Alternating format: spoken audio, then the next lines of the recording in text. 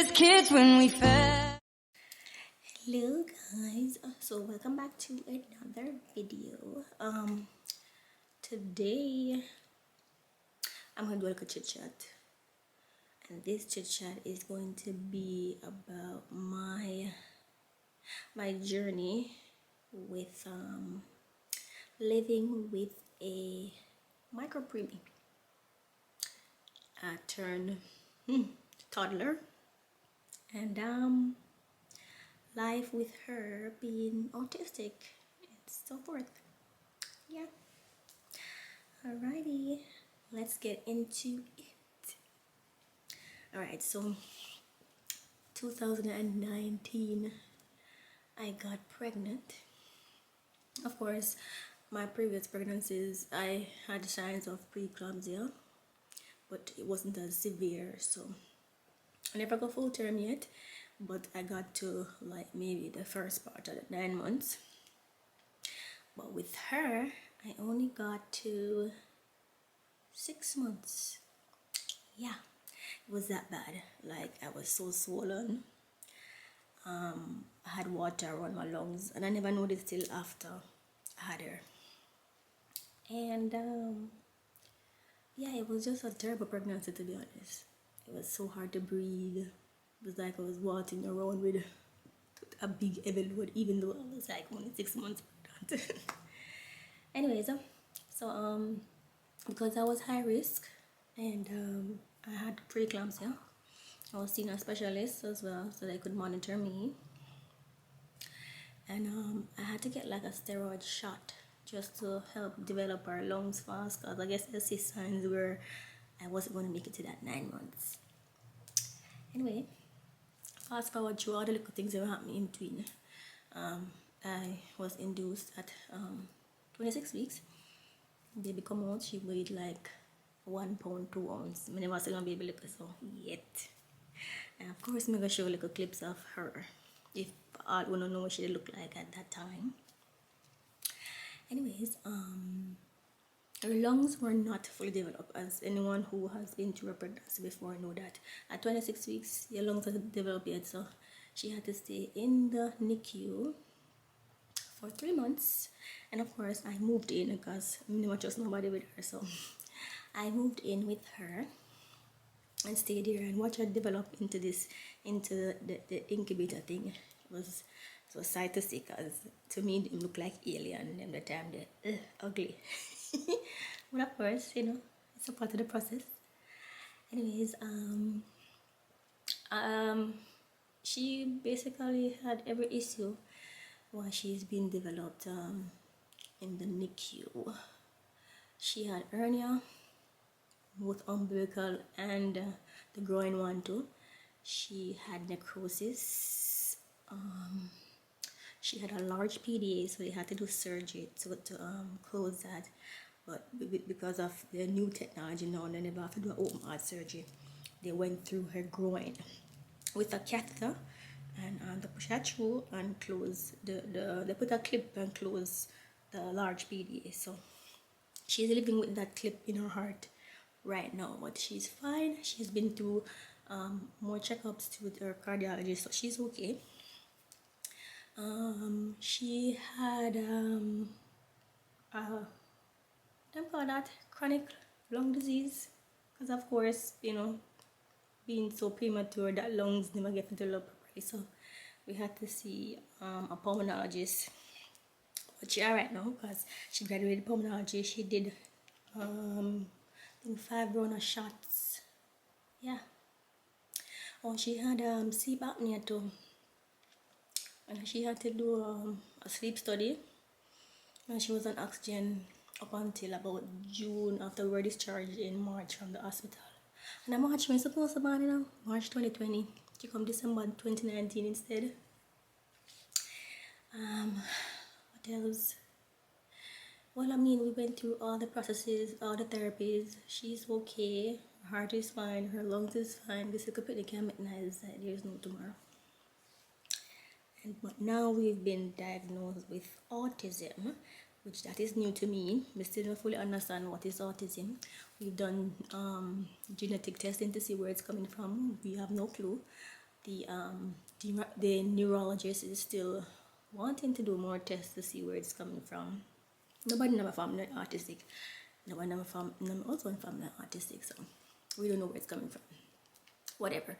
In my opinion, I feel it is a lot of the shots them and drugs them what they had to give her in the NICU to help her develop. Maybe these are the side effects of it. Don't quote me on that, but that's what I think. That's what I believe. Living with an autistic child, one that is non-verbal, it's very difficult. It's very challenging because you never know when she's hungry. You never know when she's in pain. You just never know.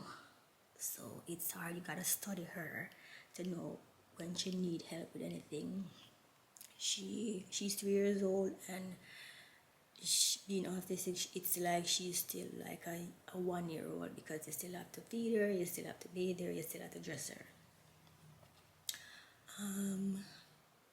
She does gestures like, if she want you to do something for her, she'll come and pull you, of course. But I would love for her to speak, but hey, I guess baby steps before we get to that. She's doing speech therapy, and she's doing occupational therapy. So eventually, maybe something in her brain will click, and she will eventually start to verbalize her words. So for right now, we have to just work with what is being given to me to handle. I guess I think that I'm strong enough to handle a non-verbal child. We have two others we talk very well, and one we chat too much. That's funny. Let little miss know she have a little temper too, because if she don't get her way, she got through a fit for sure.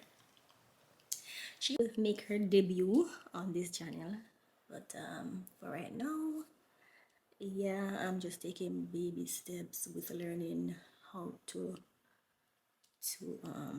raise a child with a disability, basically, and the challenges of being autistic, and I'm learning day by day how to handle it, and learn her in the process.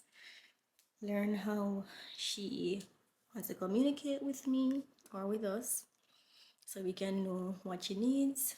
For right now, I still have a little baby, so I do everything. Most times I don't have no time for myself, but we try to make time for myself, because she takes up all of my time.